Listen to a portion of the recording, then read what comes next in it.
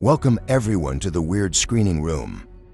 Today's show is The Disappearing John. Hope you can enjoy, and do not forget to subscribe, like and share.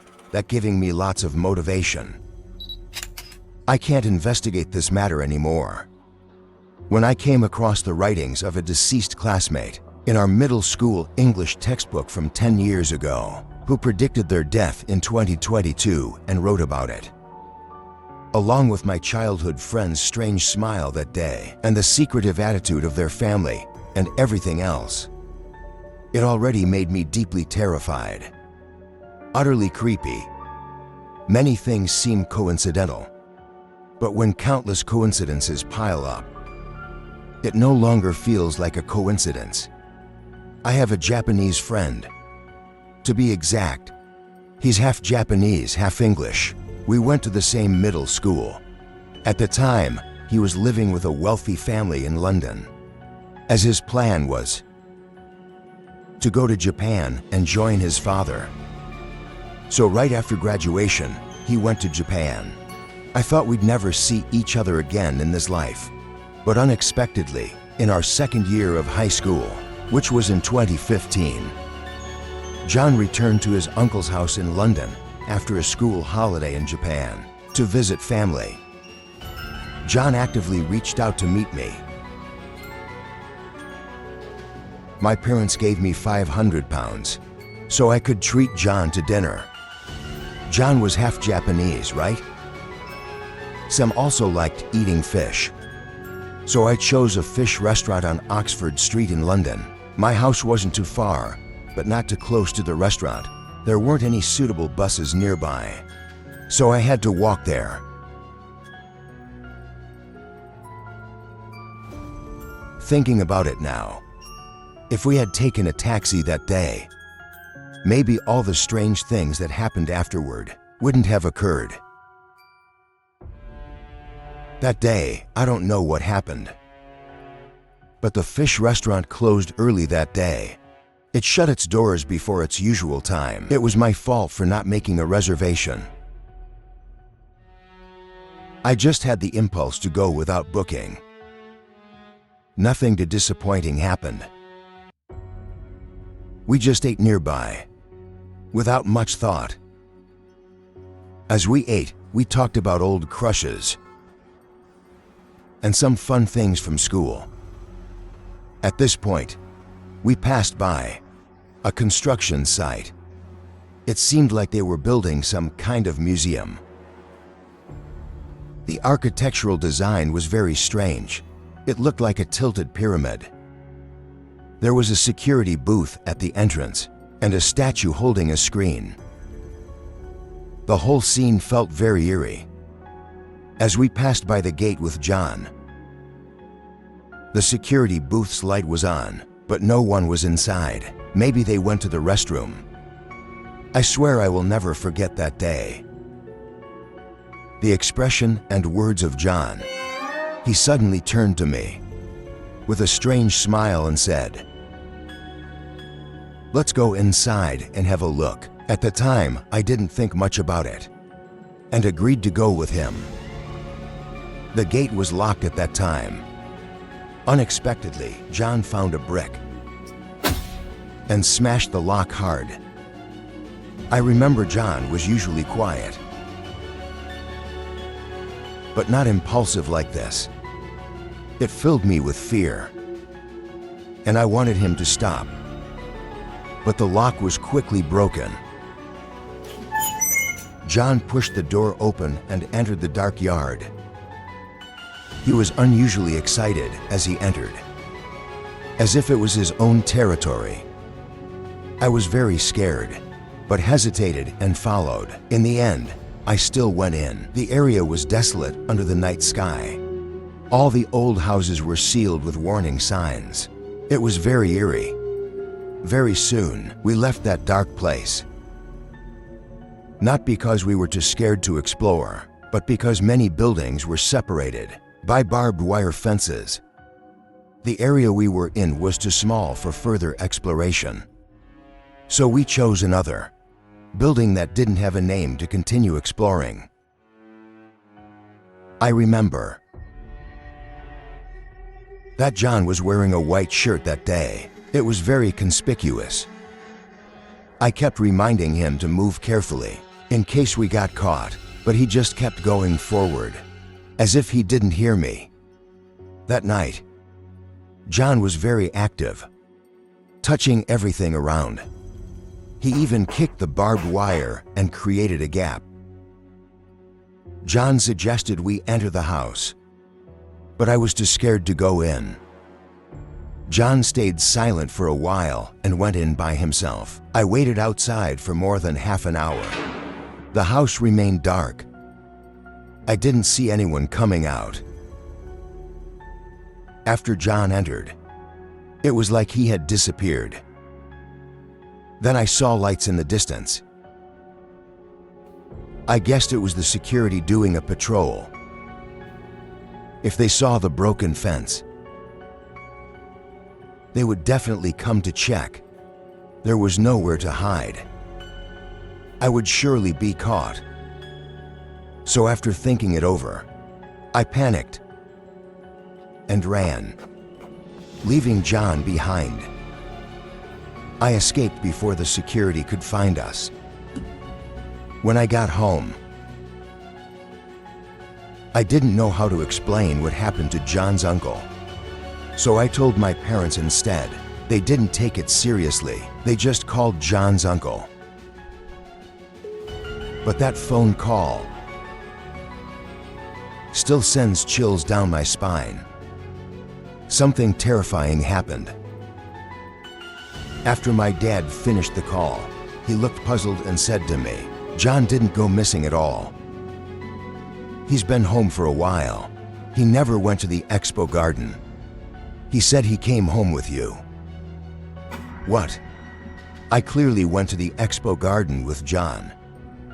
How could his uncle say that didn't happen? And I came home alone. So who was it that came home with John? The next day I met John at the airport. He was going back to Japan. When I saw him face to face, John didn't act strange or look like he was hiding anything. I asked him about what happened yesterday. John just said, calmly, "We didn't get to eat at the fish place, so we went home together, right?" When we got home, he watched TV with his uncle and aunt, a health program for seniors, and went to bed early. He even mentioned a guest expert. I remembered that key detail, so I checked it out that day, and everything matched perfectly. That program was indeed on at that time, and at that exact time, we were exploring the expo garden, just as we were in the expo garden. Later, to verify, I went back to that yard. The lock still had marks of being smashed. The barbed wire was still bent where John had kicked it. There were no other exits. The more I thought about it, the stranger it seemed. It wasn't a dream. My memory of exploring with John was absolutely real. It's not a hallucination. Everything about how John broke the lock is clear in my mind. After returning to Japan, years passed and we lost contact. Until 7 years later, I heard from John's uncle that John had died of pneumonia. This brought back all the memories of our strange exploration. I decided to trace John's story, but it only grew more eerie and mysterious. I felt that strange things started happening around me. After that exploration, that once abandoned area suddenly began being used. They built a cinema there, a parking lot, and even demolished the old houses to create a riverside walking path for the elderly to walk and exercise. Everything was being replaced with something new. It seemed as if the traces of John and I were deliberately being erased. Our former classmates had long since lost contact. No one seemed to remember John, or what he even looked like. There was only a vague, blurry memory of him, so I continued my investigation.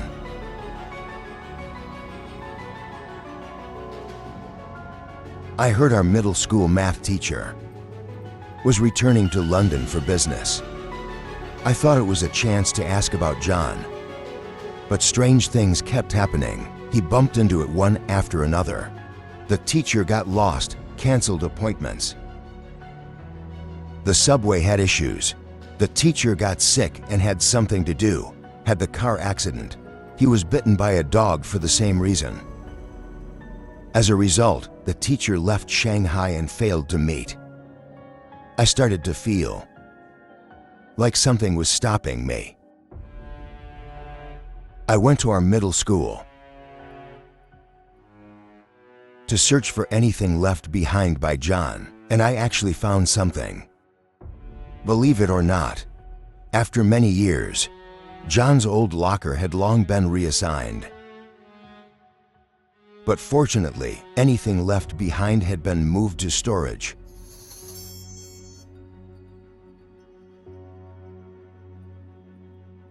I found some of John's belongings. Those items were all I had left of him. A bottle of floral water, a tube of hand cream, a box of candy, and a photo of someone. I still don't know who's in the photo, but I remember John. Liked this person very much. He was apparently a novelist. The photo was sent to him by this author, with some illegible writing on the back. I don't know what it says. I couldn't understand what it said, but I found something truly terrifying, something that added a layer of horror to this whole affair. I found John's English textbook, covered with a layer of horror. From our first year of middle school, the Chinese textbooks. At first, I saw nothing unusual, just the notes and scribbles he made. I don't think there is anything unusual with the notes. But when I flipped to the front of the book, there were words written in pencil. It said, "If someone reads this, please save me. In 10 or 20 years, disaster will strike." Seeing this made me break out in a cold sweat. Why would he write this? 10 years ago in middle school? And now, 10 years later, he died of an illness. Many things seemed coincidental. But when countless coincidences add up, they stop being coincidences. This discovery cast a terrifying shadow over everything. Fear and confusion gripped my mind. I had always been a staunch materialist. For the problem, I believed science could explain everything. But John's case defied all logical explanation.